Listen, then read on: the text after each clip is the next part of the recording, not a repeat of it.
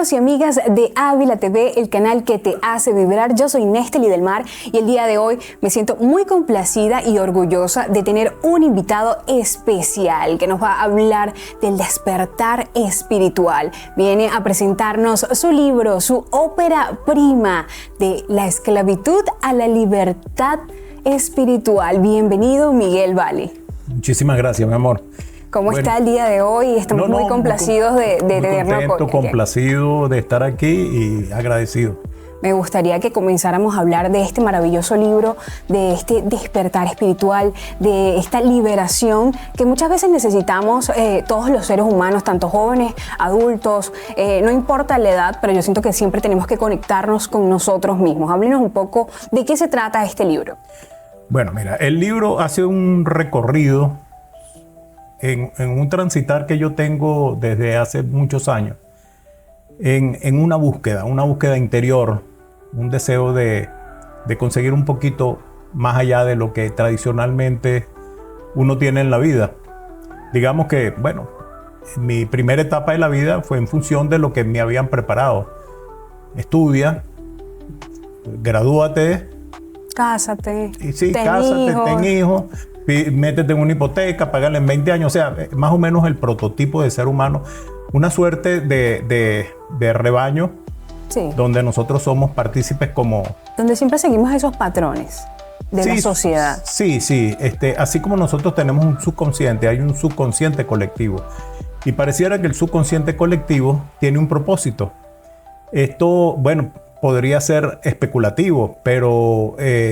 ¿por qué, por ejemplo, los pensum de estudio están tan orientados a formar los altos niveles de competencia con una información que generalmente no nos es útil en la vida? Uno vemos los estudios de los niños y, bueno, ¿de qué les sirvió en un momento dado, no? En cambio, por ejemplo, ahorita hay cambio de pensum de estudio en algunos países, por lo menos en la China, en Singapur.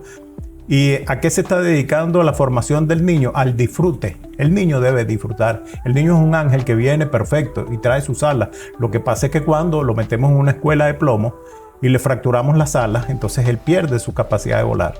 Mientras que la idea de los nuevos pensum de estudio es que este niño no pierda su condición de ser angélico, libre, auténtico, y digamos, que esas alas más bien sirvan para que nos ayuden a aprender a volar a los adultos. Muy bien, me encanta ese punto de vista.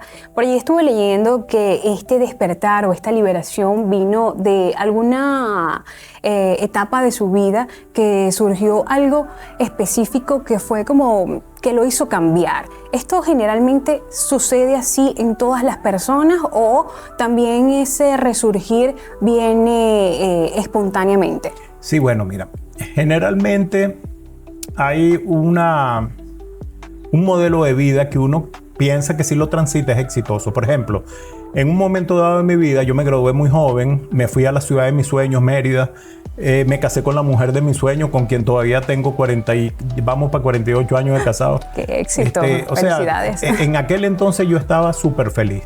Nació mi primera hija, qué alegría. Y de repente un trauma familiar. La hija tenía parálisis cerebral. Esa condición hizo que yo, después de tanto éxito, yo estaba preocupado de tener el carro último modelo, de vestirme de la mejor forma. O sea, mi ego estaba recrecido. Pero hubo un elemento que me llamó la atención y que hizo que me hiciera muchas preguntas, que fue, ¿por qué esa condición de mi hija? Bueno, resulta ser que al principio sufrimos mucho, pero con el tiempo entendimos su condición, le empezamos a valorar y resulta ser que ella terminó siendo nuestra maestra espiritual y fue la conductora de esta inquietud que hemos transitado en mi familia, tanto mi esposa como mis hijos y mi persona. Entonces, referente a tu pregunta, mira, hay dos formas. Uno en este plano tiene que evolucionar, porque si no, no tendría sentido que uno viniera a este plano de existencia. Y cuando uno viene, tiene la obligación de hacerlo, y eso significa elevar su nivel de conciencia. Ahora, eso se hace a través del autoconocimiento y el autodescubrimiento, que es poco común, sobre todo en las personas jóvenes que están distraídas en las pantallas, que están distraídas en las modas, que están distraídas en el qué dirán. Y generalmente cuando ocurre un hecho altamente traumático, una enfermedad, un accidente, un divorcio, una separación, es cuando empiezan a preguntarse por qué, por qué y por qué. Y cuando uno se hace preguntas, el corazón de alguna forma responde. Entonces, hay dos formas de evolucionar en este plano, a través de la conciencia o a través de un hecho altamente traumático, o como diría mi papá, a palo limpio. Eso es correcto. Sí. Muchas veces pasa eso, que evidentemente tiene que pasar algo, como usted dice, traumático para hacernos esa pregunta y comenzar con ese proceso de introspección y conocernos a nosotros mismos, porque a veces llegamos a cierta edad y ni siquiera sabemos quiénes realmente somos, qué queremos hacer, qué nos gusta, simplemente por estar siguiendo un patrón o por estar involucrados en esa matrix, como usted lo dice también en el libro, de que seguimos simplemente como borregos a la sociedad y estamos repitiendo esos patrones de nuestros ancestros, de nuestros padres, que nuestros padres también sin querer repitieron los de nuestros abuelos. Seguramente los abuelos y los bisabuelos, y esto es generacional. Exactamente. Sí. Allí mencionó algo bastante importante, que es el tema del ego. A veces hay que soltar el ego. Y como jóvenes estamos tan pendientes de las redes sociales, estamos involucrados allí, estamos metidos, estamos pendientes de la aprobación, de un like, quién vio mi video, quién lo vio, quién no lo vio, quién me comentó, quién me dijo esto, qué ropa tengo, a quién voy a seguir para tratar de encajar. Entonces ahí alimentamos el ego, alimentamos las vanidades, alimentamos el tema de lo material y nos olvidamos de nosotros mismos. ¿Cómo podríamos guiarnos a ese despertar, a esa liberación? Porque muchas veces cuando nos liberamos es que realmente sentimos y descubrimos, que yo soy así, a mí me gusta esto y no me importan los demás y soy feliz conmigo mismo. Sí, pero mira, el ego en primer lugar siempre va a estar con nosotros, porque si muere el ego, morimos nosotros. El ego siempre va a estar con nosotros. Lo que tenemos es que controlarnos y hacernos amigos de él. El ego nos va a ayudar en algunas situaciones, nos va a estimular a tener logros en la vida, a evitar que nos atropelle un carro en una avenida por un loco que viene, se comió el semáforo. O sea, el ego de alguna forma nos va a ayudar. Pero cuando el ego toma el control de la vida es cuando nos hace daño. Entonces, ¿cómo se mide una cosa y la otra? Por el nivel de emociones que estás sintiendo y por el nivel de pensamientos que tienes en tu mente. Entonces, por lo menos una persona que tiene sentimientos, odio, rabia, rencor, etcétera, etcétera, está alimentando el ego. Una persona que tiene sentimientos altruistas, de amor, de servicio, entonces está desde el punto de vista del ser verdadero. Hay una leyenda muy hermosa, la leyenda Cherokee, que un niño le dice al papá, papá, afuera hay dos lobos, uno blanco y uno negro. ¿Qué significa eso? Me dice, bueno, el lobo blanco es el lobo bueno. Y dentro de ti también existe. Y el lobo negro es el lobo malo. Y él es muy agresivo y todo lo demás. Y en algún momento de su vida, ellos se van a enfrentar. Y el niño le dice, ¿y quién crees tú que gane? Dice, el que alimentes más. Entonces, cuando uno alimenta el ego crece y crece de manera incontrolada y es el que nos lleva a cometer los errores, los fracasos en la vida. Y hay seres humanos que no se dan cuenta de que están siendo arrastrados por ese ego y tropiezan 1, 3, 5 y 10 veces con la misma piedra. Ese tipo de persona es muy infeliz. Ahora, cuando uno toma conciencia y acepta esos errores, esos fracasos, esas pruebas, entre comillas, de la vida, entonces uno las supera y las utiliza como enseñanza. Entonces ahí donde se alimenta el lobo blanco, se alimenta el ser. Es muy acertada toda esa leyenda. Me parece increíble, ¿no? Hablemos un poco de esos pilares, los 4 pilares que usted menciona acá en este libro, que son, ayúdeme ahí, la gratitud, los 4 pilares. El perdón. Contacto con la naturaleza. El contacto con la naturaleza, sí. Muy bien. Hablando del perdón, el perdón es algo muy difícil de canalizar, porque muchas veces no lo entendemos. El perdón no es para los demás, sino para nosotros mismos. Y pasa que nuestra generación cree que perdonar es dejarlo así y es para la otra persona. Y no se dan cuenta que el perdón es para nosotros y nos hace liberarnos y nos hace romper esas barreras o esos estigmas, esos estereotipos y, bueno, continuar con nuestra vida. Nos permite continuar con nuestra vida. Perfectamente, lo explicaste de manera perfecta. Mira, definitivamente es así. Fíjate que hay personas que frente a una circunstancia Dice, mira, pero tú sabes que esta persona me hizo daño, pero yo lo perdoné. Lo que pasa es que no se me olvida lo que me hizo. Esa persona no perdonó. O sea, el perdón tiene que involucrar una sinceridad básica que tiene que estar dentro de uno. Y ese perdón primero es con uno mismo. Porque si esa prueba se te presentó en la vida es porque la necesitaba. Nosotros tenemos una actividad permanente de reflexión. Nosotros tenemos espejos. Todas las personas que nosotros vemos todos los días son espejos nuestros. Cuando tú ves una persona, por ejemplo, que no te cae bien, que te cae antipática, es porque tú también estás cayéndole antipática a esa persona, porque te estás viendo reflejada en un espejo y estás viendo en esa persona algo que tú no has superado. Entonces, de alguna forma, uno en la vida lo que tiene es que irse por la vía más sencilla. La vía más sencilla es manejar bien las emociones. Si, por ejemplo, mi jefe me molesta en mi trabajo. Afortunadamente ya yo tengo muchos años que no trabajo para nadie, pero trabajo para mí.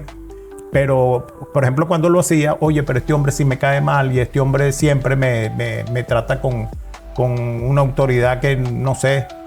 Entonces, todo ese tipo de pensamientos, él de alguna manera, y me expreso bien, él lo está oyendo, pero no lo está oyendo físicamente, lo está oyendo emocionalmente. Y entonces viene la antipatía. ¿Y por qué ese jefe nunca me tomó en cuenta en los aumentos? ¿Y por qué no? Porque yo le estoy enviando mensaje a él diciéndole que me cae mal. ¿Entiendes? Entonces el perdón tiene que ser genuino. El perdón tiene que venir de adentro y primero tiene que ser hacia nosotros. Eso es correcto. ¿De qué lo inspiró al título de este libro, de esta ópera prima? Mira, yo quise describir.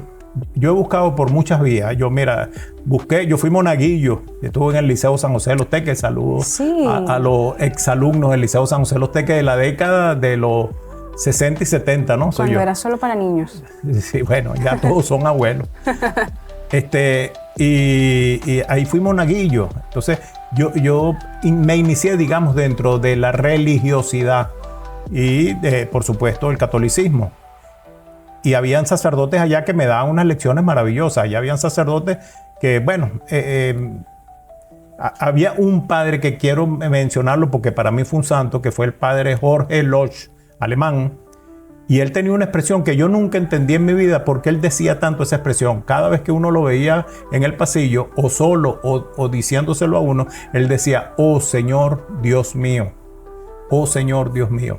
Y yo después de muchísimos años me enteré por qué era, y resulta ser que las personas que están muy involucradas con la alta espiritualidad de alguna forma mantienen una conexión permanente con Dios, y él lo que estaba era ratificándola a través de su expresión, oh Señor Dios mío. Y ese padre me dio unas enseñanzas maravillosas. Luego que salgo del internado empecé en la búsqueda y leí un poquito aquí, leí un poquito allá. Mi esposa estuvo metida con la metafísica de Connie Méndez. Leí un rato, fui a varias reuniones y busqué. Y mi papá es un hombre que le había dedicado toda su vida a la alta espiritualidad. Por cierto, fue respetable gran maestro de la gran logia de la masonería aquí en Venezuela en el año 57. Yo era un niño y él me llevaba a la gran logia. Y entonces yo a veces revisaba las cosas de él, se ponía bravo. Y habían muchos códigos que yo no entendía, pero que él después me empezó a dar información muy dosificada. Digamos que entonces eso me ayudó a formarme y yo dije, bueno, hay un precepto básico y esto no se busca afuera, porque lo religioso es dogmático y te enseña que todo está afuera. Pero esta es otra vía, esta es una vía interior, es un tránsito interior hacia adentro. Y después que me puse a investigar, descubrí que eso lo llaman el proceso iniciático. Entonces el proceso iniciático tiene etapas. La primera etapa es la etapa de la purificación. Si yo vengo de ese mundo que ya hablamos, del mundo egoico, del mundo que está metido en nuestro subconsciente, en nuestra mente y en nuestro corazón, y estamos ocupados con tantos modelos que a lo mejor hasta nos están haciendo daño seguramente, ese espacio está ocupado. Entonces, ¿cómo nosotros introducimos en un espacio que está ocupado nuevos elementos? Es imposible. Primero tienes que sacar las cosas. Y ese es el primer paso de la vía iniciática. Primero debemos purificarnos, sacar toda esa información para introducir una nueva información. Entonces es como el sacerdote cuando limpia el cáliz. ¿Por qué limpia el cáliz? Porque va a verter un nuevo vino. Si el cáliz está sucio, el nuevo vino se va a contaminar. Entonces ese es un precepto básico, simbólico, hermoso de un ritual de la Iglesia Católica. Ahora bien, ¿cómo podemos orientar a las personas a que transiten a ese camino de ese despertar, de esa liberación, de quitarnos esos grilletes que a veces tenemos impuestos por la sociedad y que a veces nacemos y ni siquiera estamos conscientes de lo que hacemos? A veces no somos conscientes de cómo actuamos, de las cosas que nos rodean, sino actuamos como unos robots. Estamos allí, siempre vamos a hacer lo mismo, como usted mencionó anteriormente. Tenemos como la vida planificada, estudiamos, nos casamos, trabajamos en lo que queremos, tenemos la familia, compramos el carro, la casa, pero descubrimos al final de que todavía seguimos con ataduras. ¿Cómo podríamos guiarnos a nosotros mismos? Porque yo creo que es algo que se hace personal únicamente yo con yo y no es que una persona va a venir y me va a decir, mira, tienes que hacer tal cosa, sino es la orientación, es la guía para yo transitar ese camino. Bueno, mira, dicen que cuando el alumno está preparado, aparece el maestro. Ahora, cuando decimos que aparece el maestro, no significa que viene un señor con una batola y una barba blanca. No, no, no. Un maestro puede ser un proverbio, puede ser un libro, puede ser el consejo de un amigo, puede ser una conversación. Entonces, de alguna forma, el primer paso para poder establecer lo que tú planteas es tomar la conciencia más elemental, darte cuenta de las cosas. Entonces, cuando tú te das cuenta de que tu subconsciente está lleno de una cantidad de elementos y modelos mentales que no te están siendo de utilidad, sino que por el contrario te están perjudicando, tienes que entender que tienes que cambiarlo. Entonces, eso es elevar la conciencia, porque si tú estás en estados primitivos de conciencia, instintivos, por ejemplo, nosotros tenemos necesidades de comer, necesidades de hidratarnos, necesidades de sexo, pero también los animalitos que nos rodean tienen las mismas necesidades. Hay gente que vive en ese nivel permanentemente y ellos están preparados simplemente para huir o atacar. Eso es básico. Luego de ese nivel de conciencia tú vas elevando a niveles por lo menos y nivel reactivo, al nivel social, y en el nivel social es donde te atrapa el ego. Porque entonces ahí tú necesitas ser justificado, necesitas el reconocimiento público y por eso estudias. Más que por formarte, es para que te respeten. Y hay personas que estudian profesiones sin vocación. Sí, totalmente. Tengo muchos amigos. Tengo un amigo que me dice, mira, yo estoy perdido en este mundo porque mi bisabuelo fue médico, mi abuelo fue médico, mi papá fue médico y yo tenía que ser médico. Te tocaba. Pero yo en el fondo no soy médico, yo soy músico y no me dejan tocar mi guitarra todos los fines de semana. Se pone bravo todo el mundo porque yo estoy en las tascas tocando guitarra. Digamos, ¿cuál es ese nivel de que dices, aquí, ya lo logré? ¿Cómo te das cuenta de eso? Bueno, mira, el que diga que ya lo logró es el que está más lejos. Porque esto no es un objetivo final. Esto es un camino que hay que transitar. Entonces, hay que vivirlo, hay que sentirlo. Todos los días. Es un aquí y ahora. Fíjate que la gente vive o en el pasado, y quien vive en el pasado recordando tantos problemas y tantas fallas que tuvo en la vida, vive con angustia. Abrumados totalmente. Sí, totalmente. Entonces, o el que vive en el futuro. Y entonces esta persona está esperando qué es lo que viene. De aquí tengo que salir corriendo porque me están esperando en tal... Ese vive con ansiedad, que es otra patología. Entonces, cuando tú no vives ni en el pasado ni en el futuro, sino en el eterno presente, el momento más importante de mi vida es este que estamos viviendo nosotros en este momento. Por supuesto, va a quedar plasmado a través de la grabación y se va a ver en cualquier momento, pero para mí este momento es lo más importante. Y yo disfruto el aquí y el ahora. Ese es el transitar, es vivir el momento presente. Y hablando de ese debut como escritor, me comentaba que, bueno, tiene bastantes profesiones. Tuvo un programa de televisión, estuvo en la radio, es mercadólogo, comunicador. Ese es ego. Eso quedó atrás, social. No me interesa. ¿Y cómo llegó al punto de que dijo, bueno, voy a escribir un libro? Sí, bueno, básicamente por algo muy elemental. Siempre se dice, y es reiterativo y hasta fastidioso oírlo, que el ser humano debe sembrar un árbol, tener un hijo y escribir un libro para poderse realizar. No sabía, lo voy a contar por ahí. A mí me faltaba escribir un libro. Además, yo quería compartir con la gente. Hacer las tres. Porque es que yo considero que la espiritualidad, la gente cree que la espiritualidad es algo sacramental, muy elevado, que es muy difícil, es como mágico, etéreo. No. Como que tienes que ir a la India, mira, meditar. Es el vivir la vida cotidiano. Es darte cuenta de que la señora que vive al lado de tu casa está enferma y la vas a llevar a una clínica. Es darte cuenta de que un amigo tiene un trauma y le das una llamada telefónica. Eso es la espiritualidad, es simplemente darse cuenta de lo que está ocurriendo alrededor de uno y operar desde el amor. Cuando uno opera desde el amor, pues transita el camino iniciático.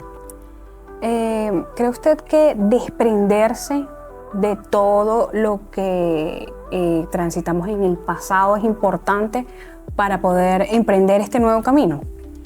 Bueno, mira, sí y no, dependiendo si te molesta o si te estorba. Porque hay mucho conocimiento que te va a ayudar, indiscutiblemente. Una persona que se ha dedicado toda la vida a una profesión no va a desechar aquello para ahora te vas a meter, entre comillas, espiritual. Por supuesto que te va a ayudar y puedes vivir, es consono vivir en esa dualidad. Pero lo importante es cómo te sientes tú. Porque si tú estás manejando pensamientos positivos, estás proyectando un excelente futuro para ti y para las personas que te rodean. Pero si tú tienes pensamientos negativos que están adobados con emociones negativas, tú estás preparando un futuro gris para ti y para quienes te rodean. Entonces es cuestión simplemente de estar presente siempre en cada acto de la vida, saber que todo deriva una consecuencia. Hay un precepto que dice, como pensamos, sentimos. Como sentimos, actuamos. Y cada acto genera consecuencias desfavorables o benéficas. Entonces somos responsables un 100%. ¿Por qué? Porque nosotros nos enfermamos y buscamos al médico y le endosamos nuestro problema. Pero señor, usted se enfermó porque usted tiene malos hábitos de vida. Entonces no es que uno se enferma porque bueno, es involuntario. No, es voluntario. Si tú sabes que tomas azúcar todos los días, te vas a hacer diabético y sigues haciéndolo, bueno, entonces estás siendo responsable. Entonces somos responsables de todo lo que nos ocurre en la vida a nivel de nuestro cuerpo, a nivel de nuestra mente, y el espíritu no se mete en eso porque él simplemente observa. Bueno, ¿qué consejo le podríamos dar a todas esas personas que nos están viendo, en especial a los jóvenes, de cómo podemos iniciar ese proceso de sanación, cómo podemos iniciar ese tránsito a ese camino de la liberación espiritual? Bueno, precisamente es diferenciar lo que significa la parte externa y la parte interna del ser humano, la parte corporal y física con la parte mental más elevada. La curación tiene que ver mucho con el aspecto exterior, fisiológico, es quitar el síntoma. Okay. Pero eso no es sanador, la sanación viene de adentro. Entonces es un proceso interior que cuando la gente tiene paz en su corazón y canaliza con todas las recomendaciones que se dan para lograr la salud, se logra de manera definitiva. Es el proceso de la sanación, de adentro hacia afuera.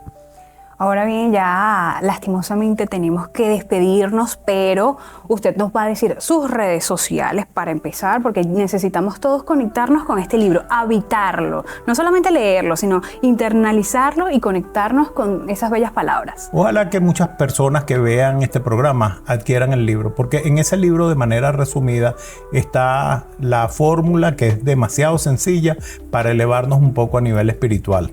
Y olvidarnos, por ejemplo, hay un poeta austríaco, Franz Kafka, que dice que logré descubrir que en la vida el ser humano vive en una tarima utilizando muchas máscaras. Un personaje. Lamento profundamente haberme presentado con mi verdadero rostro. ¡Wow! Increíble. ¿Y dónde podemos encontrar este libro? Sí, mire, este libro se consigue en las mejores librerías del país. Y adicional, en el exterior se consigue a través de Amazon, que estoy sorprendido he tenido mejores resultados fuera. No sé si les llama la atención el título, pero se está vendiendo muchísimo fuera. Aquí ya las librerías también están reportando y yo eventualmente hago algunos eventos donde también vendemos el libro. ¿Y sus redes sociales? Mi red social básica es Instagram, Miguel Vale B, de Beuces, B alta, okay. Miguel Vale B, piso. Así es. Ahí podemos estar en contacto. Y hay personas que me escriben que si yo paso consulta, no, yo no soy coach, ni soy nada de eso, sino un ser humano que descubrió que todo lo que ocurre en la vida es un juego. Y ya yo superé ese juego y ahora no juego, sino que estoy creando. Miguel Vale, un placer haberlo tenido en nuestros estudios de Ávila Para TV. mí es mayor, mi amor. Increíble esta tertulia que tuvimos el día de hoy. Maravilloso el conocimiento que nos ha brindado y que nos ha regalado. Que hemos compartido. Que hemos compartido, es así. Y estoy muy orgullosa de haber estado el día de hoy acá con usted. Una frase que defina definitivamente este libro para despedirnos. Mira, este libro es simplemente una conversación con un amigo, pero con un amigo que los ama de verdad. Que está dentro de nosotros. Sí, señor. Que está dentro de cada uno Y por de eso es nosotros. que muchas personas al leerlo van a recordar, porque recordar significa es volver a pasar y cordex es corazón. Van a volver a pasar por su corazón algo que ellos siempre han sentido, que es ese deseo de superarse espiritualmente. Así que ya lo saben, amigos y amigas de Ávila TV. Yo soy Nesteli del Mar y el día de hoy estuvimos con Miguel Vale, el autor de este maravilloso libro de la esclavitud a la libertad espiritual. Chao, chao. Nos vemos en una próxima edición.